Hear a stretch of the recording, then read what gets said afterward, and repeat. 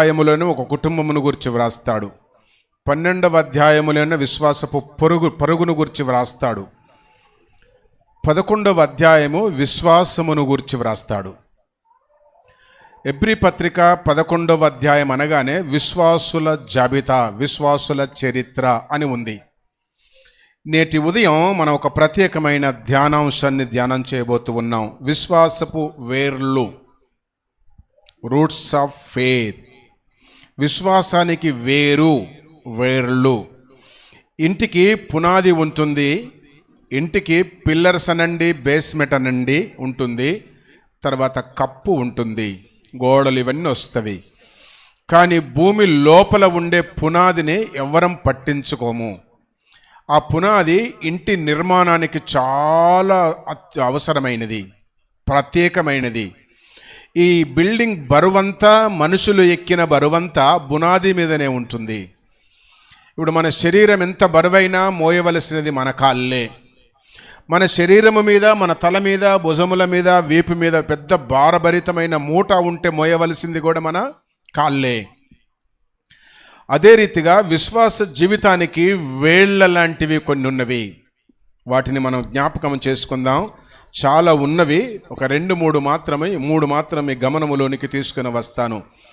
విశ్వాస జీవితం, భక్తి జీవితం, తర్వాత దేవుని యందలి కృపలో బ్రతికే జీవితానికి విశ్వాసం అంటాం, పరిశుద్ధత అంటాం, సమర్పణ అంటాం, ప్రార్థనా జీవితం అంటాం, ప్రత్యేకించబడింది అంటాం. రకరకాల పదాలు వాడుతూ ప్రసంగాలు చేస్తాం. అన్నీ కరెక్టే, ఏది తప్పు అనటలే. వాటితో పాటు ఈ ఉదయం మనము ధ్యానం చేసుకునవలసిన 3 మాటలు మీ గమనములోనికి తీసుకుని వస్తాను. విశ్వాసపు వేర్లు ఏమై ఉన్నవి? విశ్వాసపు వేర్లు ఇక్కడ వ్రాస్తూ ఈ 11వ అధ్యాయము చూస్తున్నప్పుడు చాలా మాటలు కనబడతా ఉంది.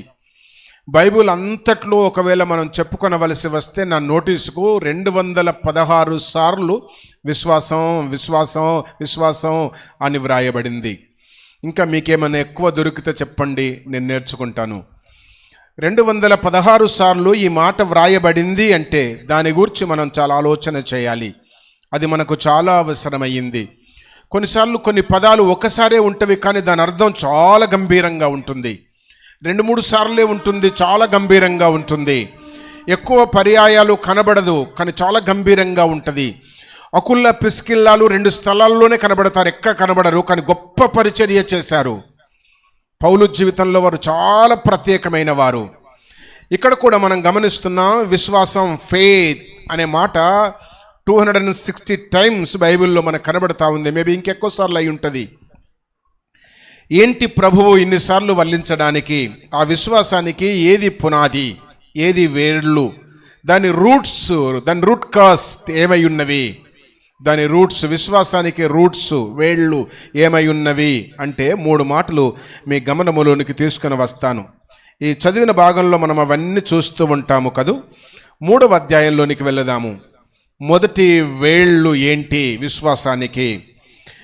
3వ అధ్యాయము 1వ వచనాన్ని మనము చదవగలిగితే, ఇందువలన పరలోక సంబంధమైన పిలుపులో పాలు పొందిన పరిశుద్ధ సహోదరులారా, మనము ఒప్పుకొనిన దానికి అపోస్తులుడును ప్రధాన యాజకుడునైన యేసు మీద లక్ష్యముంచుడి.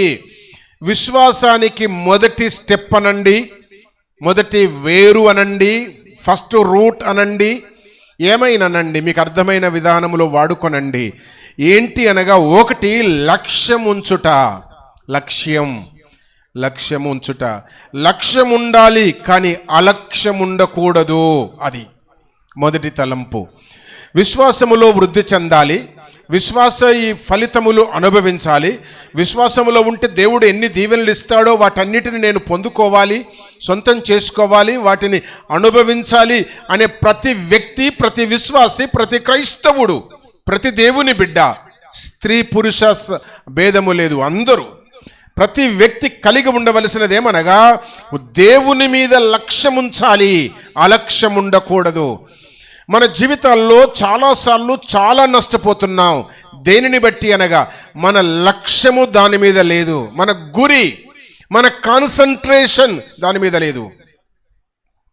చాలాసార్లు ఎదురుగా ఒక అక్క కూర్చుంటుంది, అన్న కూర్చుంటాడు, ముచ్చట పెడతా ఉంటే నిన్నే చూస్తూ ఉంటాడు. కొద్దిసేపు ఊ అంటాడు, చెప్తా ఉంటే ఊ అంటాడు. కొద్దిసేపటికి అవి మానిపోతాడు, అవి ఆపేస్తాడు, నిన్నే చూస్తూ ఉంటాడు. అంటే సుదీర్ఘమైన ఆలోచనలో పడిపోయి ఏదో ఒక దాని వైపు వెళ్ళింది ఆలోచన. ఆయన కళ్ళు నిన్నే చూస్తున్నవి, కానీ ఆయన లక్ష్యము నీ మీద నుంచి తప్పింది, గురి తప్పింది, అది తప్పింది. అప్పుడు మనం అంటాం, అక్క వింటున్నావా? వింటున్నా అంటారు. అట్లా వింటున్నా. ఒకవేళ తెగించి నేను ఏం చెప్పు ఇప్పుడు దాకా నేనేం ఏం చెప్తివి అంటది. అంటే మర్చిపోయింది, వినలే. చెవులకు వినబడుతుంది, కళ్ళకు కనబడుతుంది, దగ్గరనే ఉంది, కానీ ఈమె లక్ష్యము వేరే దాని మీద ఉంది. ఆయన లక్ష్యము వేరే దాని మీద ఉంది. చాలాసార్లు గుడికి వస్తున్నాం, ఆరాధనలో ఉన్నాం, ప్రార్థనలో ఉన్నాం, మందిరములో ఉన్నాం, 2 hours 2.5 hours ఇక్కడనే ఉన్నాం, వింటూ ఉన్నాం. మైకుల శబ్దమంతా చెవుల్లో గింగురమంటుంది, బట్ అది జీవితంలో ఉండట్లే. అంటే దాని మీద మనం లక్ష్యం ఉంచట్లే. ఈ ఉదయం విశ్వాసపు ఫలితాలు అనుభవించాలి అంటే, విశ్వాసానికి సంబంధించిన ఫలితాలను అనుభవించాలి అంటే, ఒకటి లక్ష్యం ఉండాలి, అలక్ష్యం ఉండకూడదు.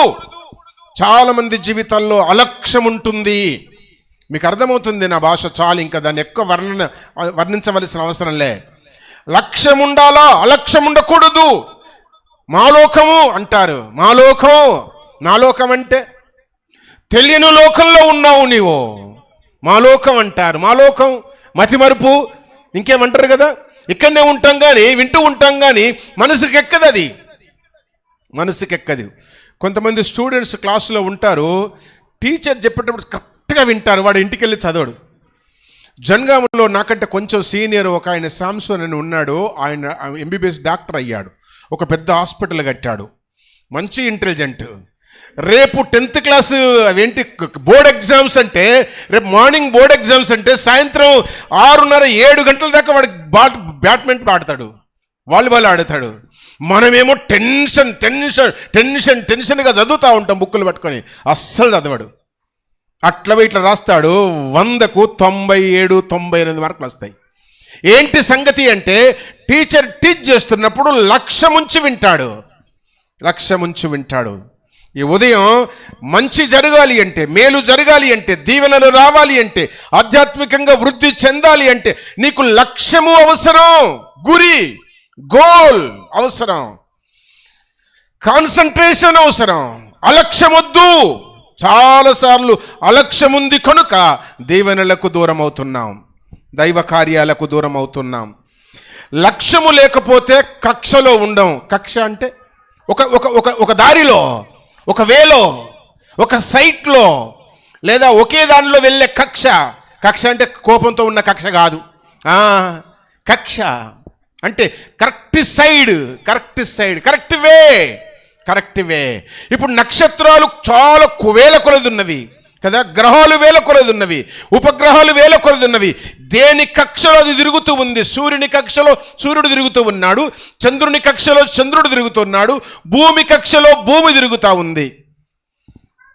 మేము ఎప్పుడన్నా నడవలసి వస్తే, నాకంటే పెద్దగా అయిపోయింది క్యూటీ, ఎప్పుడన్నా నడవలసి వస్తే, నడవం ఎక్కువ శాతం, నడవలసి వస్తే ఊరికే నా ముందుకు వస్తుంది, నెట్టేస్తూ ఉంటా, సైడ్కి జరిబిడ్డ, సైడ్ అటు పోతుంది, సైడ్గా మళ్ళీ వచ్చి నా ముందుకు వస్తుంది. ఎన్నిసార్లు పట్ట నా కాళ్ళు ఆవిడ కాళ్ళకు తగులుతున్నాయో. ఆ తగిలింది కానీ పెద్ద ప్రమాదం, కింద పడితే ఇటు జరుగు బిడ్డ అంటే నా ముందుకు వస్తుంది, అటు జరిగింది జరుగుతుంది, మళ్ళీ నా ముందుకు వస్తుంది, అటు జరిగింది జరిగితే నా ముందుకు వస్తుంది. చాలాసార్లు నా కాళ్ళు ఆమె కాళ్ళను తన్నినాయి. అంటే ఇద్దరం ఒకే కక్షలో వచ్చి పోటీ పడ్డాం, ఢీ కొట్టుకున్నాం. సూర్యునికి అది లేదు, చంద్రునికి అది లేదు, నక్షత్రాలకు అది లేదు. ఒకవేళ అది ఉంటే మనుషులం భూమి మీద ఉండేవాళ్ళం కాదు. చంద్రుడు సూర్యుడు రెండు ఢీ కొట్టుకున్నాయి అనుకో, బూడిదైపోతుంది భూలోకం. దానికి ఎంత జ్ఞానం, దానికి ఎవరు బోధ చేయలే, ఎవరు టీచ్ చేయలే, వారం ప్రసంగాలు లేవు, వాళ్ళకి బెత్తం పట్టుకొని టీచ్ చేసే టీచర్ లేడు. వాటికి ఒకసారి దేవుడు నిర్ణయించాడు, దానికి ఒక టైం టేబుల్ ఇష్యూ చేశాడు, అంతే. That's all. వేల సంవత్సరాల నుండి అదే కక్షలో తిరుగుతూ ఉన్నవి. అప్పుడప్పుడు కొంచెం అట్లా కక్ష తప్పింది, అదేదో వస్తుంటాయి కదా, చూస్తాం కదా వార్తలు, అంతే. అది కొంచెం సైడ్కి వచ్చింది, అట్లా. ఇక్కడ మనం చూస్తూ ఉన్నాము, లక్ష్యము లేకపోతే కక్షలో ఉండము, కక్షలో లేకపోతే గమ్యము చేరము. ఈ కొటేషన్ రాసుకోవాలా, వినడానికి చెప్పలేదు, గుర్తుంచుకోవాలా. కక్షలో లేకపోతే, లక్ష్యములో లేకపోతే కక్షలో ఉండము, కక్షలో లేకపోతే, ఆ దారిలో లేకపోతే గమ్యానికి చేరం. అంచేత కక్షలో ఉండాలి కానీ లక్ష్యములో ఉండాలి కానీ అలక్ష్యం ఉండకూడదు అని మొదటి తలంపు. ఒకవేళ మనము లక్ష్యముతో ఉంటే, ఆ గురి, గోల్, గమ్యముతో, ఆ టార్గెట్తో మనం కనుక ఉండగలిగితే, ఈ దినాల్లో అందరికీ టార్గెట్ ఉంది. అన్ని జాబులు టార్గెట్ అయిపోయినవి, అందరు ఆఫీసర్స్ కూడా టార్గెట్. నువ్వు ఎప్పుడన్నా పని కంప్లీట్ చేసిపో, అంతే. ఇది కంప్లీట్ అయిపోవాలి, అంతే. సాయంత్రం చేస్తావా, 3 గంటలకు చేసుకుంటా, 4 గంటలు చేసుకుంటా, నాకు తెలియదు. ఈ పని కంప్లీట్ అయితే ఎప్పుడన్నా వెళ్ళిపో. ఇంటికి వచ్చిన పని మనిషికి చెప్తాం, అమ్మా ఈరోజు బట్టలు ఉన్నాయి, ఊరికి పోయి వచ్చాం, మొన్ననే సమ్మరి కదా, ఊరికి పోయి వచ్చాం, బట్టలన్నీ అక్కడ ఉన్నాయి, బట్టలన్నీ ఉతికేసుకో, ఇల్లంతా దుడిచేసుకో, బాసనలు కడిగేసి వెళ్ళిపో. ఎప్పుడన్నా పో, నువ్వు సాయంత్రం దాకా చేసుకుంటే సాయంత్రం దాకా చేసుకో, మాకేం అభ్యంతరం లేదు, పని మాత్రం నీది చెప్పేసి కూర్చుంటాం. వాక్యం కూడా అదే గుర్తు చేస్తూ ఉంది. లక్ష్యములో నీవు గనక ఉంటే తప్పకుండా గమ్యానికి మనం చేరుతాం.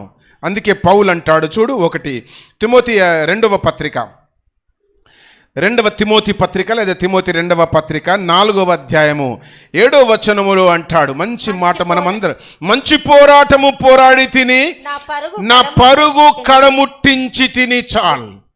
కడముట్టించి తిని అంటే ఈజ్ రీచ్డ్ దిస్ గోల్. ఆయన ఆల్రెడీ గోల్కు రీచ్ అయ్యాడు, గమ్యానికి రీచ్ అయ్యాడు, స్టేషన్కు రీచ్ అయ్యాడు, ఇంటికి రీచ్ అయ్యాడో, ఎక్కడికి వెళ్ళాలనుకున్నాడో అక్కడికి చేరిపోయాడు. కారణమేమనగా పౌలు లక్ష్యముతో ఉన్నాడు. ఒక లక్ష్యం ఏంటి? విశ్వాసాన్ని కాపాడుకోవాలా, దేవుని పనిని ముగించాలా, చావు వరకు ఆయన మార్గంలో జీవించాలా అనే లక్ష్యముతో బ్రతికాడు.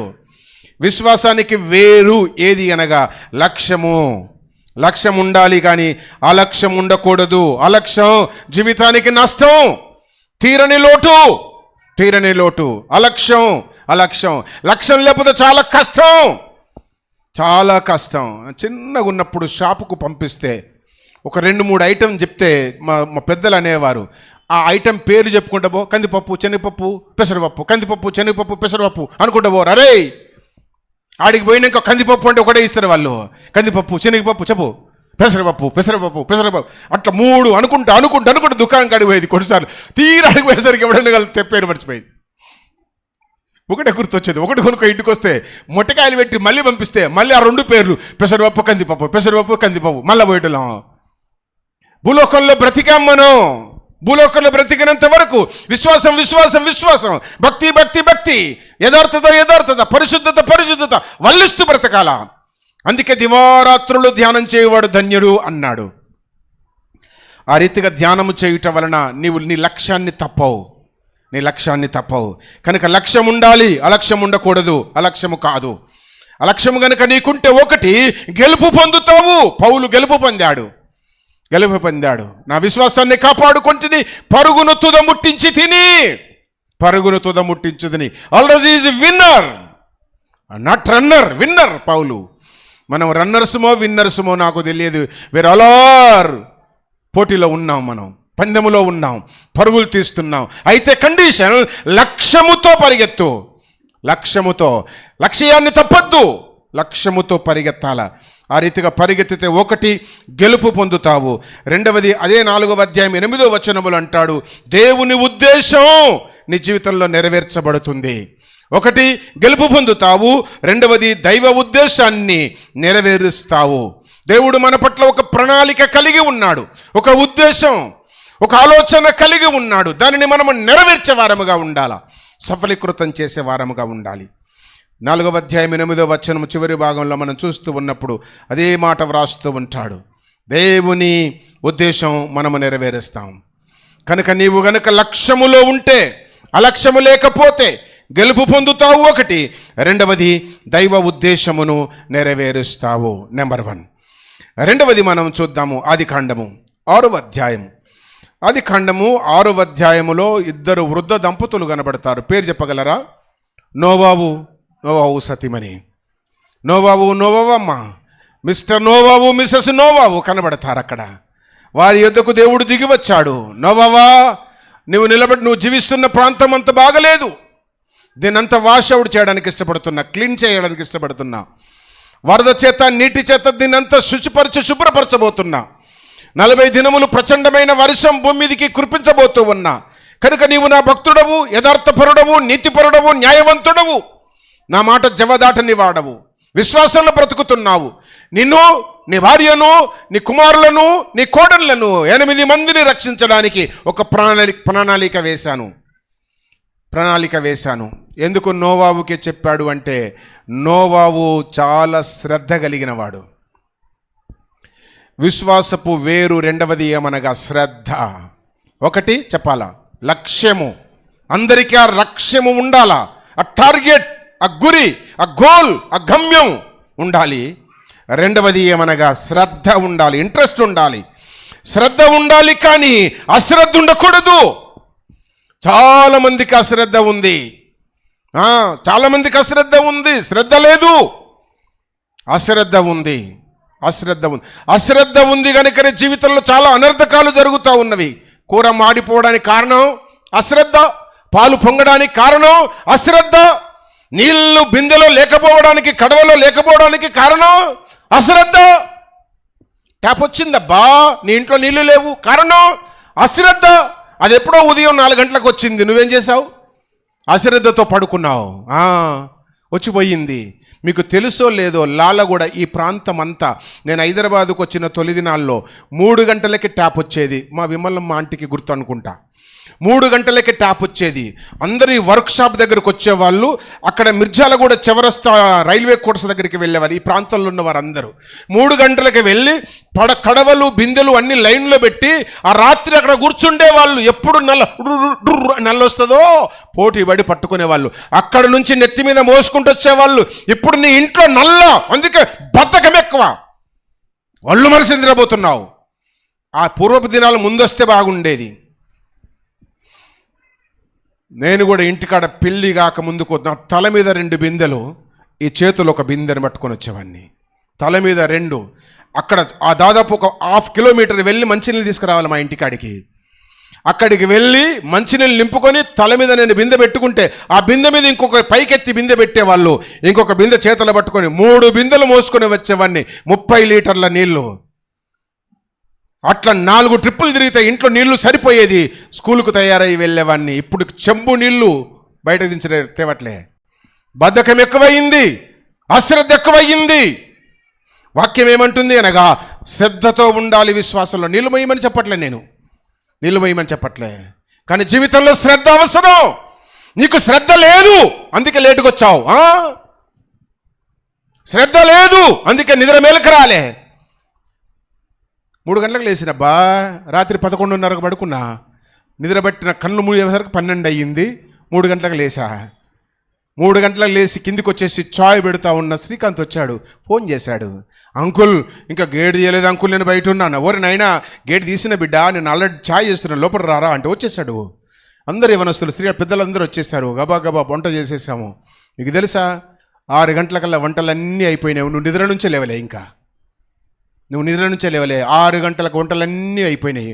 250 మంది తినే వంట 6 గంటలకు ముగించేసాం. పొయ్యిలు చల్లారిపాం, స్టవ్లు కట్టేశాం. ఏంటి కారణం? శ్రద్ధ. ఇంకో మందిరానికి వెళ్ళండి, పైన ఇంకో దగ్గరికి వెళ్ళండి, ఇక్కడ మందిరంలో ఆరాధన చేస్తూ ఉంటారు. ఊగి అక్కడ వాడు గంట కొడతా ఉంటాడు పొగేసుకొని. ఆడ కొడతా ఉంటే ఆయన దగ్గర ఉంటుండడానికి 5-6 సంఘ పెద్దలు ఉండాలి. వాని ఆరాధన ఏమి కావాలా? వాడు ఎక్కడ తీసుకోవాలా? ప్రభు వల్ల. ఎప్పుడు ఆరాధన చేయాలా? భోజనం కాదు ముఖ్యం, దేవుని రాజ్యం అన్నపానములతో లేదు, శ్రద్ధతో ఉంది. విశ్వాసానికి వేరు ఏది అంటే శ్రద్ధ. ఒంట్లో భయం ఉంటే కంటికి నిద్ర రాదు. నీకు నిద్ర ఎందుకు వస్తుంది? శ్రద్ధ లేదు, అంతే, ఇంకేం డౌట్ లేదు. ఏమన్నా తిట్టుకోండి, శ్రద్ధ లేదు. అడిగే అత్త అంగడి బాయే, కొట్టే భర్త డ్యూటీకి బాయే. నీకేంటి? దుప్పటి కప్పుకుంటే చక్కగా నిద్ర. మరి నేను చెప్పొద్దు ఎవరు చెప్తారు? నీ అత్త చెప్పదా? చెప్తా ఊకోవా. నీ అవ్వ అసలే చెప్పదా? ఒకతే బిడ్డవైతివి, గాబురం. వాక్యం సెలవిస్తూ ఉంది. నోవాహు దగ్గరికి ఎందుకు వచ్చాడు? వేలాది మంది ఉన్నారు అక్కడ భూమి మీద, అందరూ అశ్రద్ధ పరులే. ఎవడికి పని చెప్పినా నక్కం చేయనంటే కుక్కం చేస్తారు వాళ్ళు. అరే ఈ ట్రారెంటాడు పోతున్నాడు, కూర్చుంటారంటే లేస్తాడు. ఎవరికి శ్రద్ధ లేదు. అందరినీ వాషౌట్ చేయడానికి దేవుడు డెసిషన్ తీసుకున్నాడు, తీర్మానం. శ్రద్ధ కలిగినోడు కనబడ్డాడు. ఆ ముసలాయన దగ్గరికి వచ్చి ముచ్చట పెడుతున్నాడు. నోవావా, నీకొక పని చెప్తా, లిసన్ కేర్ఫుల్లీ అన్నాడు. మేజర్మెంట్ ఇచ్చాడు. మేజర్మెంట్ ప్రకారం అంత తూచా తప్పకుండా చేశాడు. టైలర్ దగ్గరికి వెళ్ళి మేజర్మెంట్ ఇవ్వండి మీ డ్రెస్కు, తప్పకుండా ఫిట్గా అవుతుంది, లూజ్ అన్న అవుతుంది. మీరు కుట్టన్న పెట్టుకోవాలా, కుట్టన్న ఇప్పాలా, పొడుగన్న తక్కువవుతుంది, పొట్టిగన్న అవుతుంది, ఏదో ఒకటి అవుతుంది. కానీ నోవాహు దగ్గరికి దేవుడు ఒకేసారి వచ్చాడు. 300 ఫీట్లు బూరల పొడుగు అట్టనే చేశాడు, 50 ఫీట్ల ఎత్తు అట్టనే చేశాడు, ఎట్లా 30 అట్టే వెడల్పు అట్టనే చేశాడు. ఇంచు ఇటు అటు రాలే. ఎందుకు రాలే చెప్పాలా? నోవాహు ఒంట్లో భయం ఉంది, కేర్ఫుల్గా విన్నాడు, కరెక్ట్గా చేశాడు. మన మధ్యన ఉన్నాడు బార్బర్ సేట్. ఆయన దగ్గరికి పోయావు, ఒక మోడల్ చూపించావు, కుర్చీ మీద కూర్చున్నావు, నీ చుట్టూ గుడ్డ కట్టేశాడు. నువ్వు ఇచ్చిన మోడల్ తప్పిందనుకో, అద్దంలో చూసి ఏమంటావు? నువ్వు ఇచ్చేది మా అంటే 200 100 రూపాయలు. తప్పిందనుకో, ఎంట్రక లేసిందనుకో, ఇది నెక్కిందనుకో, ఒప్పుకుంటావా? చెప్పాను కదా, నేను కరోనా వచ్చినప్పటి నుండి నా కటింగ్ నేనే చేసుకుంటున్నా. ఒక్కసారి అక్కడికి వెళ్ళాలనుకున్నా, వస్తా మా యారు మధు. నేను గుర్తు చేస్తూ ఉన్నా, లక్ష్యం ఉంచాలి. ఒకటి శ్రద్ధ ఉండాలి, అశ్రద్ధ వద్దు. అశ్రద్ధగా పనిచేస్తే శాపగ్రస్తం అంటాడు. చూడండి ఇర్మియా గ్రంథం, యెహోవా కార్యములను అశ్రద్ధగా చేయువాడు శాపగ్రస్తుడు. 48 10th verse, book of Jeremiah verse chapter 48 verse 10. యెహోవా కార్యములను అశ్రద్ధగా చేయువాడు శాపగ్రస్తుడు అంటాడు అక్కడ. యెహోవా కార్యములు అశ్రద్ధగా చేయువాడు శాపగ్రస్తుడు. చూసారా? మరి ఇప్పుడు అందరు చెంపకాయలు కొట్టుకోవాలి. ఇప్పుడు కుడి చేతితో ఎడమ చేతితోని చెప్పుతో కొట్టుకోవాలి, చెప్పుకాయలు ఇట్లా. ఎందుకో అందరం లేటుగా వచ్చాం. అది అందరం ఇక్కడనే పక్కనే ఉన్న వాళ్ళం కూడా లేటుకు వచ్చాం. ఏం రత్నమో, పక్కనే ఉన్న వాళ్ళం కూడా లేటుకు వచ్చాం. కొట్టుకోవాలి చెంపకాయ, చెంప ఎర్రగా బారాల. అశ్రద్ధ వద్దు, శ్రద్ధ అవసరం. విశ్వాసవి అంటే నీకు శ్రద్ధ అవసరం. అదే నీ జీవితానికి బేస్, వేరు. ఒకటి లక్ష్యం, రెండవది శ్రద్ధ ఉండాలి, అశ్రద్ధ ఉండకూడదు. శ్రద్ధ లేకపోతేనంట ఆసక్తి ఉండదంట, ఆసక్తి లేకపోతేనంట ఆత్మీయత ఉండదంట. అది కొటేషన్. ఒక్కొక్క దానికి ఒక్కొక్క కొటేషన్ ఇస్తున్న, తలకాయ బద్దలు చేసుకొని కొటేషన్ థింక్ చేశా. నాకు ఎవరు చెప్పలే, ఎక్కడ చూడలే, నేను ఏ బుక్లో చూడలే, ఏ యూట్యూబ్లో చూడలే. నేను ఇవి నేనే పోరాడితే దేవుని దగ్గర నాకు ఇచ్చాడు థాట్స్. శ్రద్ధ లేకపోతే ఆసక్తి ఉండదు, ఆసక్తి లేకపోతే ఆత్మీయత ఉండదు, లక్ష్యము లేకపోతే కక్షలో ఉండవు, కక్షలో లేకపోతే గమ్యానికి చేరవు. మొదటి కొటేషన్. ఇది రెండవ కొటేషన్. అంచేత నోవాహుకున్న కొటేషన్ ఏంటి అంటే, ఆయన చాలా శ్రద్ధలో ఉన్నాడు, శ్రద్ధతో జీవిస్తున్నాడు, భక్తిలో ఉన్నాడు. దేవుడు తప్ప ఆయనకి ఇంకోటి లేదు. భార్య ఉన్నప్పటికీ, పిల్లలు ఉన్నప్పటికీ, టైం దొరికితే చాలు తల్లిదండ్రులు పిల్లల ముద్దాడి సప్పరిచ్చి లొప్పకొట్టి, ఏమంటారు దాన్ని, సొప్పరిచ్చి వాని చెంపలన్నీ రగజేస్తారు. వాని చెంపలు సప్పరించడానికి బదులు జరసేపు ప్రార్థన చేస్తామని ఉండదు. ఇడికి సోయి జరసేపు కొడుకు ముందు కూర్చొని, కూతురు ముందు కూర్చొని ముద్దాడి ఓ కలలు కనడానికంటే ముందు మోకరించి వాడు చూడంగా నువ్వు ప్రార్థన చేస్తామని ఉండదు.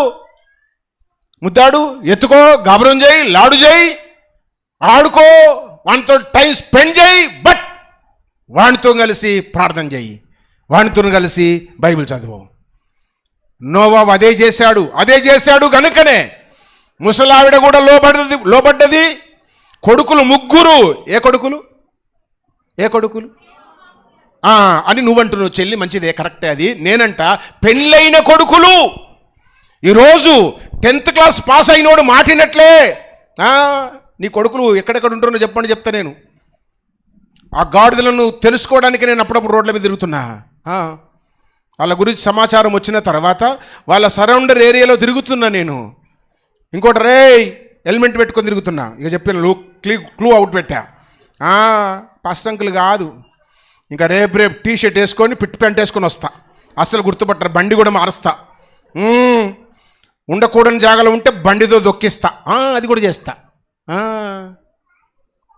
వాక్యం సెలవిస్తూ ఉంది, నోవాహు ముసలావిడకు దేవుడు చెప్పాడు, ముసలావిని పిలిచి ఓయ్ దేవుడు పని చెప్పాడు, ఓయ్ చేద్దాం రా అంటే వచ్చింది.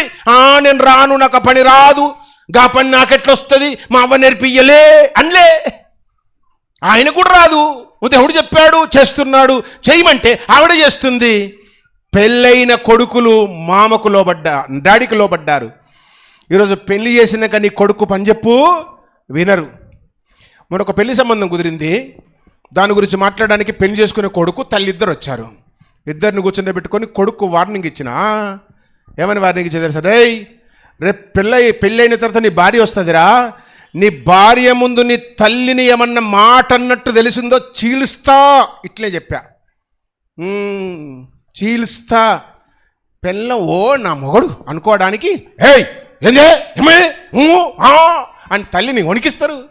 ఎవడన్నా వణికిస్తా చెప్పు నాకు, చెప్పిన వానికి భార్య ముందు జాదా నకర చేసినవో తల్లిలోని జాగ్రత్త తీస్త తిమిరి. ముసలాయన పని చెప్తే పెళ్ళైన కొడుకులు పరిగెత్తుకొని పని చేశారు, కోడన్లు వచ్చి పని చేశారు. మా డాడీ నేర్పించలే, మా ఇంటికాడకి పనులు వేసుకోలేదు, నేను మా ఇంటికాడకి వాళ్ళకి ఇదేమంటారు ఈ పద్ధతులు లేవు, మాకు ఇది రాదు ఏమో అంటారు కదా, మా ఇంటికాడ ఇలాంటి రకం లేదు ఏమో చెప్తారు. మీకు బాగా తెలుసు. ఏం మాట్లాడలే ఈ దినాల్లో కోడళ్ళు సెగరెచ్చిపోతున్నారు, రెచ్చిపోతున్నారు. రెచ్చిపోయిన ఎవరైనా కోడలు ఉంటే చెప్పండి, అత్తలో నేను వస్తా మీ ఇంటికి, ఎట్టెట్లా రెచ్చిపోతుందో చూస్తా. వాక్యం సెలవిస్తూ ఉంది ఇక్కడ. నోవాహు ఎవరబ్బా అంటే శ్రద్ధ కలిగినవాడు, అశ్రద్ధ కలిగినవాడు కాదు. అశ్రద్ధ కలిగినోడైతే ఆ నోవాహు ఓడకు అన్ని రంధ్రాలే ఉండేవి, అన్ని గ్యాపులే ఉండేది. శ్రద్ధతో చేశాడు గనుక నీటి చుక్క లోపలికి రాలే. దాదాపు 50 days నీటి చుక్క లోపలికి రాలే. ఎంత శ్రద్ధతో చేశాడు. నోవాహు ఫ్యామిలీ అంత ఉంది, జంతువులన్నీ ప్రాణులన్నీ ఓడలోనికి 3 అంతస్తుల ఓడలోనికి వెళ్ళినవి. అంత బరువు నీటి మీద ఉంది. అన్ని రోజులు ప్రచండమైన వర్షం కురుస్తుంది, ఒక్క చుక్క నీటిలోనికి రాలే. ఉన్నట్టుగా అజయ్ పైన ఉన్నట్టు వాడు బాగా పనిచేస్తున్నారు పిల్లలు. అంకుల్ ఈ బకెట్ కారుతుంది అన్నాడు. అరే ఆ బకెట్ తీసి బయటపడాయి. అంకుల్ మన స్టీల్ బకెట్లు ఉన్నాయి కదా వంటలో ఉండేవి, పంచేచ్చేటి అన్నీ తెచ్చి పెట్టేసాం మొత్తం మీద. ఈ బకెట్ కారుతుందిరా అంటే, కారుతున్న బకెట్ని పక్కన పెట్టరా, ఇది దీంతో లాస్ అవుతాం మనం. కారుతున్న బకెట్ని పక్కన పెట్టేసాం దాన్ని. అర్థమవుతుంది కదా. ఇప్పుడు నోవాహు ఓడ కారిందనుకో అందరూ పక్కకు పోయేవాళ్ళు. పక్కకని నేనంటున్నా కానీ అర్థం ఏంటో తెలుసా, అందరూ అధోగతి పాతాళానికి వెళ్ళేవాళ్ళు. పడవలోనికి నీరు వచ్చింది, కారుతున్న రంధ్రములకే నీరు వచ్చింది అనుకో, పడవ ఏమవుతుంది? అయిపోయాయి. పడవలో ఉన్న వాళ్ళంతా పరదేశులమో పాడాలి. అంచేత జాగ్రత్త కలిగి బ్రతికాడు. ఈ ఉదయం వాక్యం ఏమంటుంది అనగా, విశ్వాసానికి 2వ వేరు రూటు, సెకండ్ రూట్ ఏంటి అనగా శ్రద్ధ. అశ్రద్ధొద్దు. ఏ పని చేసినా శ్రద్ధతో చెయ్యాలా, ఇష్టముతో చెయ్యాలా. పని అంట ఇష్టపడి చేయాలంట, అప్పుడు కష్టం ఉండదంట. అది అట్టనే చెప్తుంది. అస్సలు ఉన్నది, ముసలు కూర్చొనియ్యేది, కొద్దిసేపని ఇట్లా కూర్చొనియ్యేది అని గులుతారు చూడు, అట్లా గులుక్కుండా చేయొద్దబ్బా. ఏ పని చేసినా ఇష్టముతో చేయాలా, దాని రిజల్టే వేరుంటుంది. అందుకే నోవాహు శ్రద్ధ కలిగిన వాడు. శ్రద్ధ కలిగితేనంట ఒక గద్ద 4 కొటేషన్స్ ఇస్తా. శ్రద్ధ గనక మనకుంటే ఏం జరుగుతుంది మన జీవితంలో అంటే, 1 ధనవంతులం అవుతాం. వచ్చేసే శ్రద్ధ ఉంటేనే ధనం. నీకు ₹1,00,000 జీతం వచ్చిన ధనం ఉండదు. శ్రద్ధ ఉంటే నీ పని పట్ల, భక్తి పట్ల, విశ్వాసము పట్ల, దేవుని పట్ల, క్రియల పట్ల, నీ ప్రవర్తన పట్ల శ్రద్ధ ఉంటే ధనవంతులం అవుతాం. అదేంది సామెతల గ్రంథం బుక్ ఆఫ్ ప్రోబ్స్, సామెతల గ్రంథం 10వ అధ్యాయము 4వ వచనం, శ్రద్ధ కలిగి పని చేయువాడు ధనవంతులవుతారు. రెండవది 12వ అధ్యాయం 24వ వచనం, ఏలుబడి చేస్తారు శ్రద్ధ కలిగిన వారు. నోవాహు శ్రద్ధ కలిగిన వాడు గనుక ఆ దినాల్లో ప్రపంచాన్నంతే ఏలాడు. నీవు శ్రద్ధ కలిగిన వారమైతే మనం నాయకులం అవుతాం. ఏలుబడి చేస్తారు శ్రద్ధ కలిగిన వారు. రెండవది. మూడవది 13వ అధ్యాయము 4వ వచనం, book of Proverbs chapter 13 verse 4, పుష్టిగా ఉంటారు. పుష్టిగా అంటే చెప్తారు అదే ఎవరన్నా అమ్మా? ఆరోగ్యంగా బలంగా. మా చెల్లి దగ్గరికి వచ్చింది. ఇంకొకటి చెప్తా నేను. చెప్పండి, ఇంకా చెప్పండి. చెప్పు, నవ్వుతుంది సుందే బాగా. మీ ఆయన చెప్పు. యాక్టివ్గా ఉంటాం, పుష్టిగా. నీ ముఖం యాక్టివ్ కాదు, పుష్టిగా, లావుగా, యాక్టివ్గా. దానికి ఇంకా మంచి అర్థం చెప్తా వినండి, సమృద్ధిగా. లావుగా ఉంటే దినాల్లో కష్టం బిడ్డ. నేనే లావు అయిపోయి చాలా కష్టపడుతున్నా. నేనే లావు అయిపోయి చాలా కష్టపడుతున్నా. నిన్ననే ఈ సూటు గుట్టి తీసుకొచ్చాడు, అమెరికా నుంచి పంపించారు. దీన్ని క్లాత్ పంపించి బట్టలు కుట్టించుకోండి అన్నారు. టైలర్కి ఫోన్ చేసి పిలిస్తే సూట్ అవుతుంది అన్నాడు. కుట్టుకరాపు అంటే కుట్టుకొచ్చి ఆయన అన్నాడు, సార్ మీరు ఓ నెల సన్నగవుతుర్రు, ఓ నెల లావవుతుర్రు, ఓ నెల లావవుతుర్రు, ఓ నెల స్టమక్ బారా, ఓ నెల అంతర్జాలా అని అంటున్నాడు. ఓ నెల లావవుతున్నారు, ఓ నెల సన్నగవుతున్నారు అన్నాడు. అంటే మా వాళ్ళు అట్లా ఉన్నారు, మరి ఓ నెల ఎక్కువ పెడుతున్నారు, ఓ నెలలు పెట్టట్లేదు అన్నా. నేను గుర్తు చేస్తూ ఉన్నాం.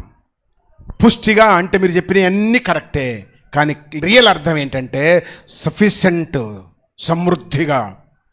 సమృద్ధి, నో ఏమంటారు, లేమి, కొరత ఉండదు.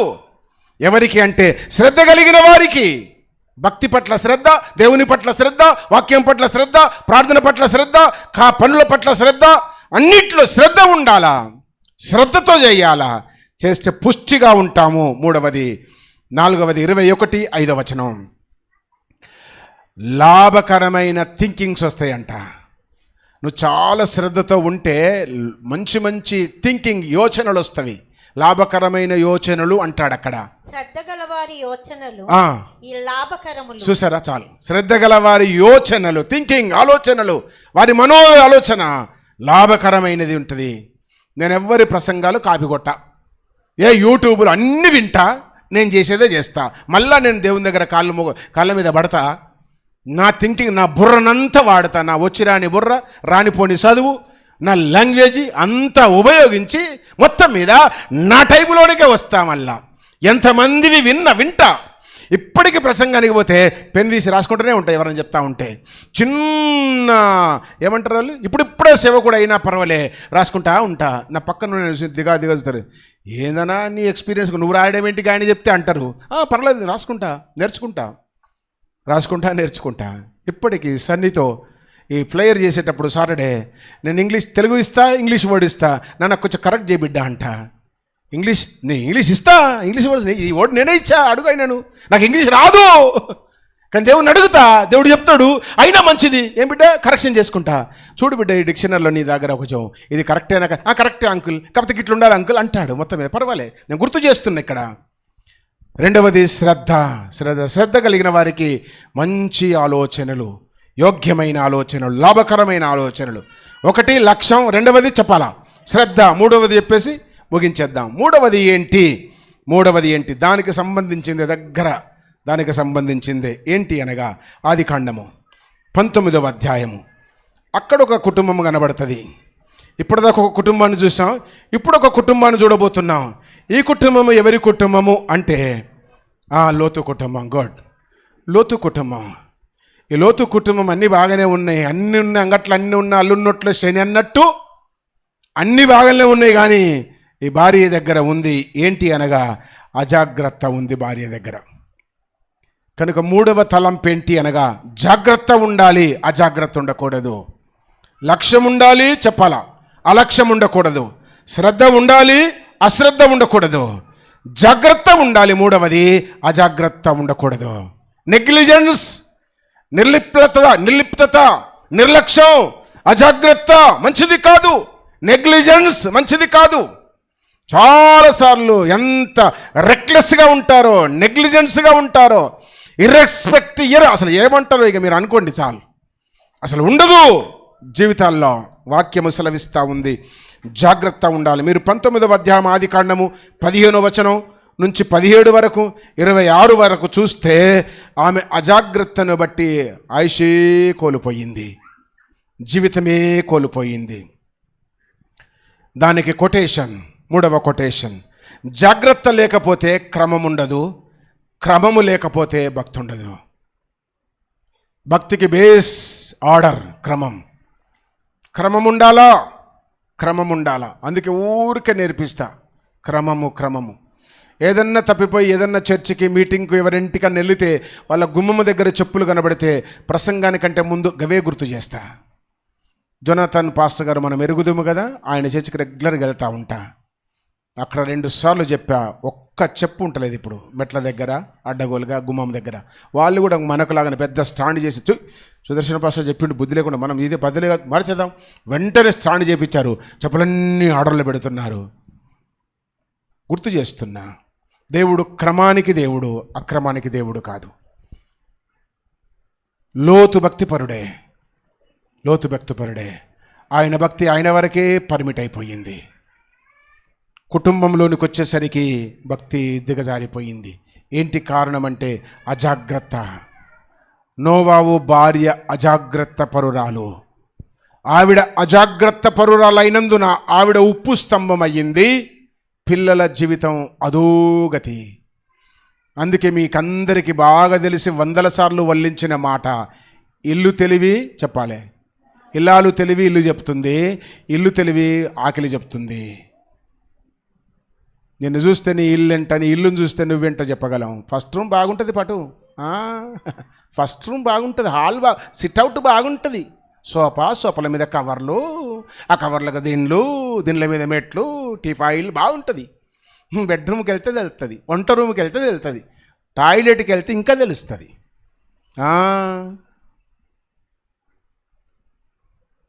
జాగ్రత్త కలిగిన దానివైతే, శ్రద్ధ కలిగిన దానివైతే అటు చేయొద్దు.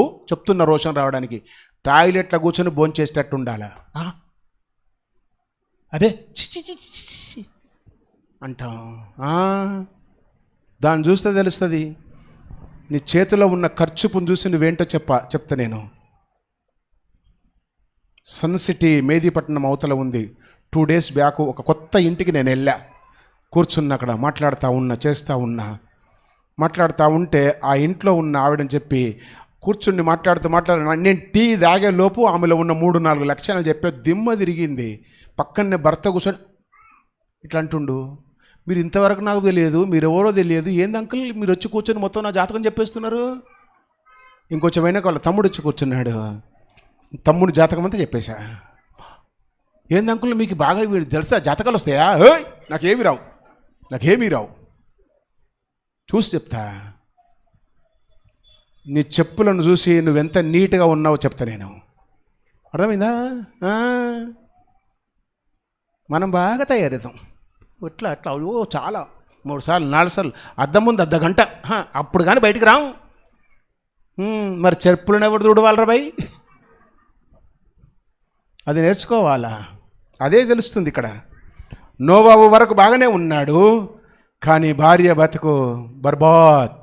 కారణం అజాగ్రత్త పరురాలు.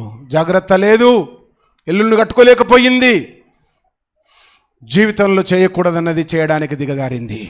వాక్యము సెలవిస్తూ ఉంది. దూతలు చెప్పారు, అమ్మా పరిగెత్తు తల్లి. వాళ్ళు చెప్పితే వినలేదంట.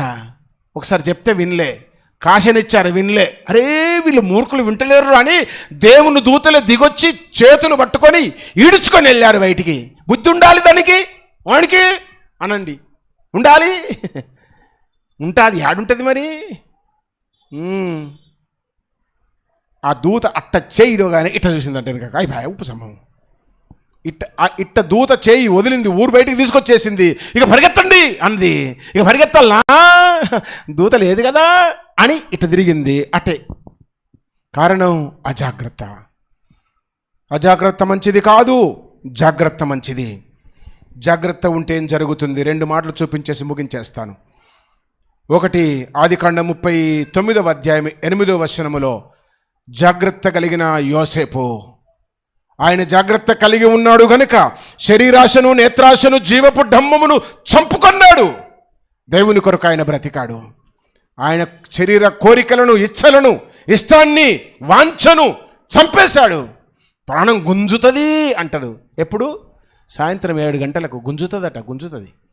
ప్రాణం 7 గంటలకు కాగానే గుంజుతుంది. ఎక్కడ బొమ్మని గుంజుతుంది? గా దుకాణం కాడికి. అవునా? ఈ దినాల్లో ఒరే పురుషులతో పాటు స్త్రీలు పోటీ పడుతుంటారా భయ్, ఎదురెదురు కూర్చొని. ఆడే సిగరెట్ తాగితే ఈవిడ ఆ సిగరెట్ తాగుతుందంట. ఇక ఆమె స్త్రీయో ఈయనేం భక్తుడో నాకు తెలియదు. యోసేపు శ్రద్ధ కలిగిన వాడు, జాగ్రత్త కలిగిన వాడు, విశ్వాసము కలిగిన వాడు, లక్ష్యము కలిగిన వాడు. అంచేత శరీరాశ, నేత్రాశ, జీవపు డంబమును చంపుకున్నాడు. ఒకటి. రెండవది, దానియేలు గ్రంథం 1వ అధ్యాయములో షడ్రక్, మెషక్, అబేద్నెగోలు కనబడతారు. వాళ్ళు భోజన పానీయాల విషయంలో మనసును అట్లా బంధించాలంతే.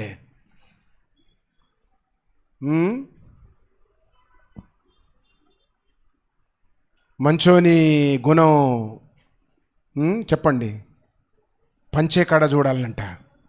మంచోని గుణం పంచే కాడ చూడాలా. ఊగనే తెలుస్తుంది అంతే, ఊగనే తెలుస్తుంది.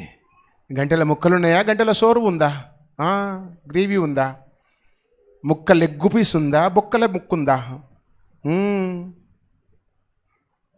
అక్కడక్కడ పెళ్ళికి పోతా కదా, తిండిపోతుంది కదా నేను, అందుకే ఇంతలా అయింది బొర్ర. కూర్చున్నా కానీ బకెట్ తీసుకొచ్చి ముందర పెడతారు, బకెట్ కర్రీ ముందర పెడతా కానీ ఆ వడ్డించేటువంటి కంట, ఓ బాబు ముక్కలన్నీ వేసే వాళ్ళు ఒక నల్లి ఒక్కటి చూడు అంట. చూస్తాడు నన్ను, కనబడతలే, కనబడితే మళ్ళీ రా అంట. కనబడితే మళ్ళీ రా. ఈ ముక్కలన్నీ తినవాలి, ఒక నల్లి ఒక్క చాలు నాకు, దానికి ఇంత కొంచెం వస్తే చాలు, నా మోకాళ్ళకి కొంచెం బలం వస్తుంది. అది ఆరాటం. ఈ షడ్రక్, మెషక్, అబేద్నెగోలు మాకు రాజభోజనం వద్దు, నాన్ వెజ్ వద్దు. క్రైస్తవుల బుద్ధి అంతా నాన్ వెజ్ దగ్గరనే కనబడుతుంది. ముక్కలేంది ముద్ద దిగదంట. ఏం ప్రశాంతే, దిగదా? ఇక్కడ దిగది. ముద్దలేంది ముక్క దిగది. నేను కూడా తింటా ముక్కలు, వద్దనుకుంటే వద్దు, తినాలంటే తింటా. వాక్యం సెలవిస్తూ ఉంది. షడ్రక్, మెషక్, అబేద్నెగోలు భోజన పానీయాలను బట్టి మా విశ్వాసాన్ని పాడు చేసుకోము. ఏ రోటికాయ పాట ఆ రోటికాడ అన్నట్లు అట్లా చెయ్యలే. వాళ్ళ భక్తిని నిరూపించుకొనడానికి జాగ్రత్త కలిగిన వారుగా ఉన్నారు. ఆకుకూరలు పెట్టండి, రాజభోజనము తిని మేము అపవిత్రులము కావడం మాకు ఇష్టం లేదు ససేమిరా. అంచేత మాకు ఆకుకూరలు పెట్టండి, రాజభోజనం పెట్టండి కొందరికి, మాకు ఆకుకూరలు పెట్టండి. 10 days తర్వాత వారిని మమ్మల్ని పరీక్షించండి. వారిని వీరిని పరీక్షిస్తే వాళ్ళు మహాసోమరులు అయ్యారు. వీళ్ళు చాలా షార్ప్గా ఉన్నారు, కలల భావం చెప్తున్నారు.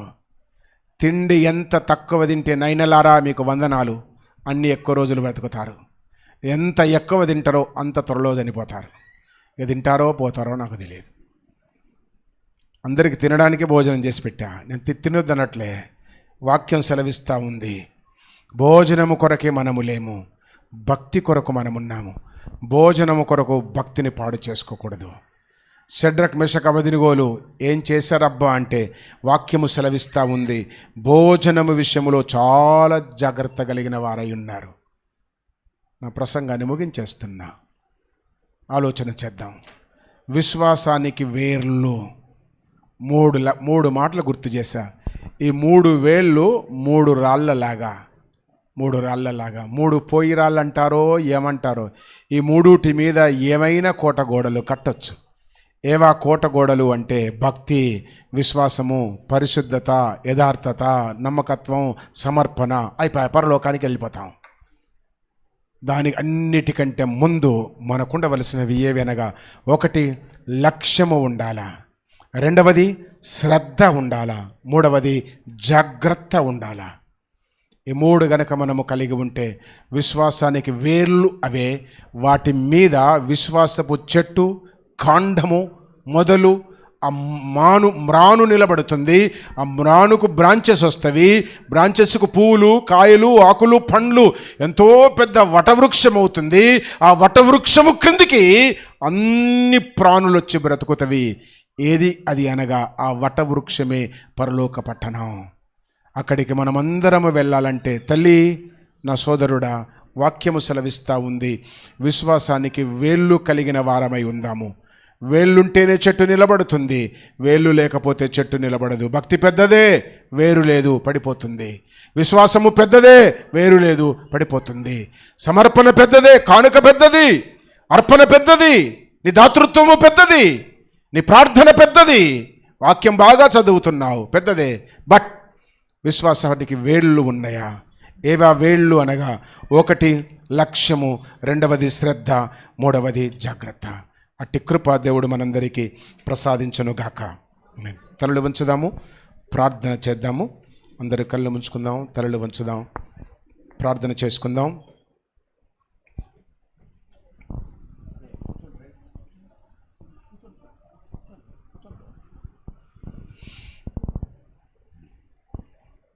లక్ష్యము ఉండాలి, అలక్ష్యం ఉండకూడదు. శ్రద్ధ ఉండాలి, అశ్రద్ధ ఉండకూడదు. జాగ్రత్త ఉండాలి, అజాగ్రత్త ఉండకూడదు. ఈ మూడు లక్షణాలు నీవు నేను కలిగి ఉంటే విశ్వాసం వాటి మీద నిలబడుతుంది. విశ్వాసమే నిరీక్షించే వారి నిజ స్వరూపం అవుతుంది. ఆ నిజ స్వరూపమే పరలోకానికి చేరుస్తుంది. ఆ విశ్వాసముతోనే, ఆ వేళ్ల మీదనే విశ్వాసం ఉంటుంది. విశ్వాసములోన భక్తి ఉంటుంది. భక్తిలోన ప్రార్థన, పరిశుద్ధత, సమర్పణ, క్షమాపణ, యథార్థత, ఇవన్నీ ఒకదానిపై ఒకటి ఉంటున్నవి. ఆ రీతిగా ఒకదానిపై ఒకటి నిచ్చెనలాగా తయారవుతుంది నీ జీవితం. ఆ నిచ్చెన ద్వారా నీవు పరలోకానికి చేరుతావు. యాకోబు ప్రయాణములో రాత్రిపూట పడుకున్నాడు, కలగనబడుతుంది. ఆ కలలో ఒక నిచ్చెన మీద దేవుని దూతలు ఎక్కుతూ దిగుతూ ఉన్నవి. అలాంటి నిచ్చెన ఈ ఉదయం నీవు నిర్మించుకోవాలని జీవితంలో. క్రింద బేస్ లక్ష్యము, శ్రద్ధ, జాగ్రత్త, వాటి మీద విశ్వాసమును పెట్టు, భక్తిని పెట్టు.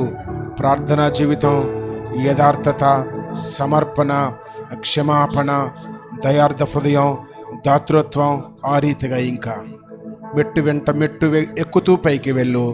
పరలోకం వచ్చేస్తుంది. పరలోకం చేరుకోవడానికి నిచ్చెన నీవే సిద్ధం చేసుకోవాలి. నీ భక్తి జీవితంలో నీవే నిచ్చెనను సిద్ధం చేసుకోవాలి.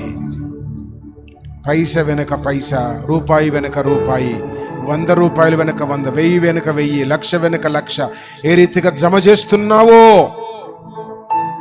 ఆ రీతిగానే భక్తి జీవితంలో అన్ని అంచెలంచెలుగా నీవు ఏకం చేయు. అదొక పెద్ద నిచ్చెన అవుతుంది. పరలోకానికి వెళ్ళిపోతావు.